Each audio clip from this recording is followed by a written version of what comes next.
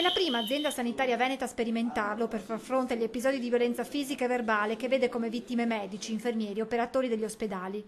L'ULSS 4 ha deciso di correre ai ripari e così insieme ai corsi di formazione doterà il personale ospedaliero di 200 fischietti che avranno un duplice scopo. Non solo di fermare, diciamo così, l'aggressione, di intimorire la persona che ti sta aggredendo verbalmente o fisicamente, ma anche quello di attrarre l'attenzione degli altri operatori. Nel 2016 sono stati 23 i casi di violenza denunciati, raddoppiati l'anno successivo. Aggressioni verbali, spinte, schiaffi e pugni. Da un progressivo non riconoscimento del valore delle risorse sanitarie come elemento di forza sociale, di ricchezza sociale. La gente purtroppo scarica anche negli operatori sociosanitari fenomeni di stress che poi purtroppo a volte si traducono anche nella violenza. Per il momento l'utilizzo dei fischietti partirà in via sperimentale per 6 mesi nei reparti in cui sono stati segnalati più frequentemente episodi di aggressioni a medici ed infermieri.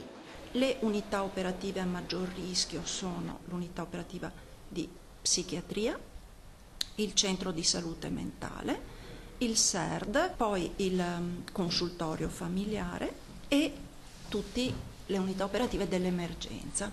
Una volta terminato il periodo di sperimentazione verranno raccolte le opinioni degli operatori con l'obiettivo di estendere l'utilizzo dei fischietti a tutta l'ULSS 4, ma questo strumento deve andare di pari passo con un lavoro di sensibilizzazione e collaborazione. In questo momento di fragilità di tutte le persone, per assicurare che ci si lavori in collaborazione reciproca, una collaborazione tra paziente, familiari, altre persone care, operatori e anche l'istituzione.